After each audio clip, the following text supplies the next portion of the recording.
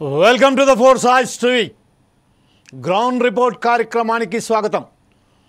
Force ఐస్ TV నిర్వహిస్తున్న ground report ఉభయ రాష్ట్రాల సెంటర్ నుండి మా ప్రతినిధులు వాస్తవానికి ఏ జిల్లాలలో తమ ప్రాంతాలలో ఏ వార్తలు దానికి సంబంధించిన విషయాలపై చర్చించడానికి ఫోర్స్ ఐస్ టీవీ ప్రత్యేకమైన కార్యక్రమం గ్రౌండ్ రిపోర్ట్ ఏర్పాటు చేసింది.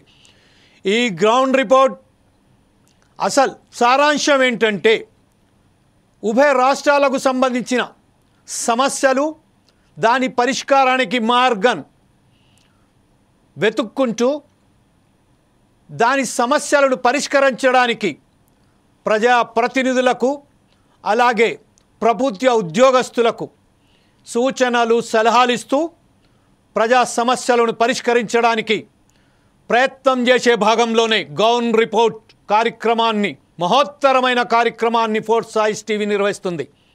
ఈ ఫోర్స్ ఐస్ టీవీ నిర్వహిస్తున్న కార్యక్రమాలలో ప్రత్యేకంగా ఉభయ రాష్ట్రాలకు సంబంధించింది మా రిపోర్టర్స్, మా సెంటర్స్ నుండి మా స్టాఫ్ రిపోర్టర్స్ ప్రజల ముందుకు ప్రజా సమస్యలు తీసుకురావడానికి సిద్ధంగా ఉన్నారు. ప్రస్తుతం మనం హైదరాబాద్ నుండి ప్రసన్న, స్టాఫ్ రిపోర్టర్ హైదరాబాద్ నుండి ప్రసన్న లైవ్లో జూమ్ లైవ్లో రెడీ ఉన్నారు. వెల్కమ్ టు ద ఫోర్స్ ఐస్ టీవీ ప్రసన్న. Good morning. అలాగే చిత్తూరు నుండి మనం మాట్లాడడానికి జూమ్ లైన్లో వెంకట్, మా స్టాఫ్ రిపోర్టర్ లైన్లో ఉన్నారు. Venkat, welcome to the four ఐస్ టీవీ గ్రౌండ్ రిపోర్ట్. మీ ఫోన్ అన్మ్యూట్ చేయండి, ఎందుకంటే మీ ఫోన్ మ్యూట్లో ఉంది కాబట్టి. Okay, at the same time we will move to the Prasanna. ఈరోజు బీసీలకు సంబంధించిన బీసీ కులగణన సర్వేలో అది మొత్తం కంప్లీట్గా తప్పుల తడక అని ఆర్ కృష్ణయ్య అలాగే తీన్మార్ మల్లన్న తదితరులు ప్రకటించారు. గతంలో ఏదైతే ఉందో బీఆర్ఎస్ ప్రభుత్వంలో బీసీలకు సంబంధించిన సర్వే చేసినప్పుడు అది 15% ఉన్న బీసీలు ఈరోజు 10% ఎందుకు వెళ్ళిపోయారు. అలాగే 52% ఉన్న బీసీలు 46% ఇప్పుడు ప్రస్తుతం ఉన్న కులగణ సర్వేలో చేపట్టడంతో 46% ఎందుకు పడిపోయారు అని ఒక కృష్ణయ్య చాలా పెద్ద ఎత్తున వాస్తవానికి ఏదైతే కులగణన చేపట్టారో దాని మీద తన వ్యతిరేకతను వెలువిచ్చారు. ఈ సమయంలోనే గత బీఆర్ఎస్ ప్రభుత్వంలో 2,20,00,000 బీసీలు ఉన్న ప్రకటించిన ప్రభుత్వాలు ఈరోజు కేవలం 1,66,00,000 మాత్రమే ఉన్నాయని చెప్పడంలో అంతరమేమిటి? ఎవరిని ముద్దగించడానికి మీరు ఈ ప్రయత్నం చేశారు? అసలు వాస్తవాలు ఏంటి? ఈ విషయంపై గ్రౌండ్ రిపోర్ట్ చెప్పండి ప్రసన్న. ఏదైతే కాంగ్రెస్ ప్రభుత్వం ప్రస్తుతం ఉన్నటువంటి కాంగ్రెస్ ప్రభుత్వము బీసీ కులగణన చేపట్టిందో అది ఒక తేనె తుత్తను కదిలినటువంటి పరిస్థితులు ఏర్పడ్డాయి రాష్ట్రం లోపల. బీసీ మంత్రి వచ్చేసి కులగణన పూర్తి శాస్త్రీయంగా జరిగిందని బీసీ సంక్షేమ శాఖ మంత్రి పొన్నం ప్రభాకర్ చెప్తున్నారు. కానీ సర్వేలో పాల్గొనడానికి ప్రజలందరికీ అవగాహన కల్పించాలని చెప్పేసి మేము బీసీ సంఘాలను విజ్ఞప్తి చేశాము. కానీ అప్పుడు బీసీ సంఘాలు ఎవరు కూడా పట్టించుకోలేదు. కానీ ఇప్పుడు వచ్చేసి బీసీల సర్వే అనేది తప్పుల తడక అంటూ వారు మీడియా ముందుకు వచ్చి ఏదైతే వాళ్ళు చేస్తున్నారో అది దాని మీద ఆగ్రహం వ్యక్తం చేస్తా ఉన్నారు పొన్నం ప్రభాకర్. అదే విధంగా ఏదైతే 2014లో బీఆర్ఎస్ ప్రభుత్వము సమగ్ర సర్వే చేపట్టిందో దాంట్లో తెలంగాణ రాష్ట్ర జనాభా వచ్చి 3.68 కోట్ల జనాభా అని చెప్పేసి వారు చెప్పడం జరిగింది. కానీ ఇప్పుడు సర్వే లోపల కాంగ్రెస్ ప్రభుత్వం అయితే కులగణన సర్వే చేపట్టిందో దాంట్లో 3.7 కోట్లు అని మాత్రమే జనాభా లెక్కలు వచ్చేసరికి ఈ 10 సంవత్సరాల్లో పెరిగిన జనాభా కేవలం 2 లక్షలేనా అని చెప్పేసి ప్రతిపక్షాలు కాంగ్రెస్ ప్రభుత్వాన్ని ప్రశ్నిస్తా ఉన్నాయి. అదే విధంగా ఇంకోటి ఏంటంటే బీసీల సర్వే చేపట్టిన తర్వాత బీసీల కులాల వారీగా లెక్కలు ప్రకటించకపోవడంపై అనేక అనుమానాలు తావిస్తా ఉన్నది. రాష్ట్రంలో మొత్తం 3.7 కోట్ల మంది జనాభా ఉండాలని చెప్పేసి సర్వేలో ప్రకటిస్తే దాంట్లో 16 లక్షల మంది పాల్గొనలేదు సర్వే లోపల, అంటే 3.1% జనాభా సర్వేలో పాల్గొనలేదని చెప్పారు.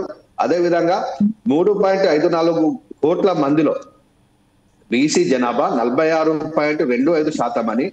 ముస్లిం బీసీలు ఇక్కడ ఇది గుర్తుంచుకోవాలి, ఎందుకంటే బీసీలు వేరు ముస్లిం బీసీలు వేరు అని చెప్పేసి వారు చెప్పడం కనుక దాని ఉన్న ఆంతర్యం మనం గమనించాలి. బీసీలు 46.25% అని, ముస్లిం బీసీలు 10.8% అని చెప్పేసి, అంటే లెక్కల ప్రకారము ముస్లిం బీసీలు మొత్తం కలిపి 56.25% ఉన్నారని చెప్పేసి వీరు చెప్తా ఉన్నారు. ఓసీలు వచ్చేసి 15.79%. అంటే రాష్ట్ర జనాభాలో 15.79% ఓసీ జనాభా ఉన్నది. అలాగే ఎస్సీలు వచ్చేసి 17.43%. ఎస్సీల జనాభా మొత్తం ఏదైతే ఉందో దాని జనాభా వచ్చేసి 17.43% ఉంది. ఎస్టీల జనాభా వచ్చేసి 10.4% ఉందని చెప్పేసి ఈ సర్వేలో తేల్చడం జరిగింది. సర్వే అంతా కూడా తప్పుల తడక అని చెప్పేసి బీసీ సంఘాలు ఆరోపణ చేస్తా ఉన్నాయి. బీసీ జనాభా పూర్తిగా తక్కువ చేసి చూపేటువంటి ప్రయత్నము ఈ కాంగ్రెస్ ప్రభుత్వం చేస్తుందని చెప్పేసి బీసీ సంఘాల నాయకులు తీవ్రంగా విమర్శలు చేస్తా ఉన్నారు. ఎందుకంటే రిజర్వేషన్ల విషయం లోపల బీసీలకు ఎంత ఉంటే మాకంతా రిజర్వేషన్ కావాలని చెప్పేసి పోరాటం చేస్తా ఉన్నారు బీసీలు. ఆ బీసీల యొక్క జనాభా తక్కువ చేసి రిజర్వేషన్ల కోత పెట్టేటువంటి ప్రయత్నం కాంగ్రెస్ ప్రభుత్వం చేస్తుందని చెప్పేసి వీరు ప్రత్యక్షంగా ఆరోపణలు చేస్తా ఉన్నారు. బీసీలకు ఏదైతే అన్యాయం చేయడానికే ఈ బీసీ సమగ్ర సర్వే అనేది చేపట్టారని చెప్పేసి బీసీ సంఘాల నాయకులు నిన్నటి నుంచి వాళ్ళు చాలా ఆరోపణలు చేస్తా ఉన్నారు, విమర్శలు చేస్తా ఉన్నారు. కాంగ్రెస్ పార్టీలో ఉన్నటువంటి బీసీ నాయకులు గలం విప్పాలని చెప్పేసి వారందరూ కూడా పోరాటం అడుగుతా ఉన్నారు. ఎందుకంటే ఏదైతే కాంగ్రెస్ పార్టీ లోపల అగ్ర కులాల యొక్క ఆధిపత్యం ఉంటుందో బీసీల యొక్క నాయకత్వాన్ని వాళ్ళు ఆహ్వానించడం లేదు. దానికి అనగదొక్కడానికే ఈ యొక్క బీసీల సర్వే అనేది చేసి దాన్ని తక్కువ చేసి చూపే ప్రయత్నము కాంగ్రెస్ ప్రభుత్వం చేస్తుంది అని చెప్పేసి ఒక విమర్శ చేస్తున్నాం.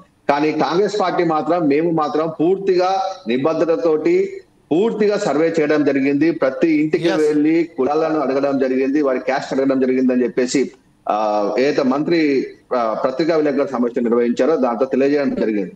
అదే విధంగా ఇక్కడ ఇంకో విషయం ఏంటంటే మనము ప్రత్యేకంగా అడగాల్సింది ఏంటంటే బీసీ లోపల బీసీ విభజన జరిగింది. బీసీ ABCD అని చెప్పేసి విభజన జరిగింది. ఇప్పుడు బీసీ లోపల BCA ఏదైతే ఉందో ఎంబీసీ కులాల లోపల చూసుకుంటే వారు రాజకీయంగా కానీ ఆర్థికంగా కానీ చాలా వెనుకబాటు అనుభవిస్తా ఉన్నారు. ఆ యొక్క వెనుకబాటు గురించే వారికి BCA లోపల రిజర్వేషన్ అధికంగా కల్పించారు. కానీ రాజకీయంగా మాత్రం వారు ఎటువంటి కూడా ఒక్క అడుగు ముందు కూడా వారు వేయలేకపోయారు. దాంట్లో కనీసము ఇప్పటికి కూడా ఒక ఇద్దరు ఎమ్మెల్యేలు తప్ప కొన్ని కులాలకైతే ఇప్పటి వరకు అసలు ఎమ్మెల్యేలు అనేటువంటి విషయమే తెలియదు వారికి. వాళ్ళ కులాల నుంచి ఎంపీలు లేరు, ఎమ్మెల్యేలు లేరు, జెడ్పీటీసీ లేరు. వారికి రాజకీయంగా పూర్తిగా వారు డౌన్ లో ఉన్నారు. అటువంటి కులాలు చూసుకుంటే బెస్త కులం కానివ్వండి, రజక కులం కానివ్వండి, దాసరి కులం కానివ్వండి, దొమ్మెర, గంగిరెడ్ల వరకు చాలా మందికి ఈ కులాల పేర్లు కూడా తెలియనటువంటి పేర్లు బీసీలలో ఉన్నారు.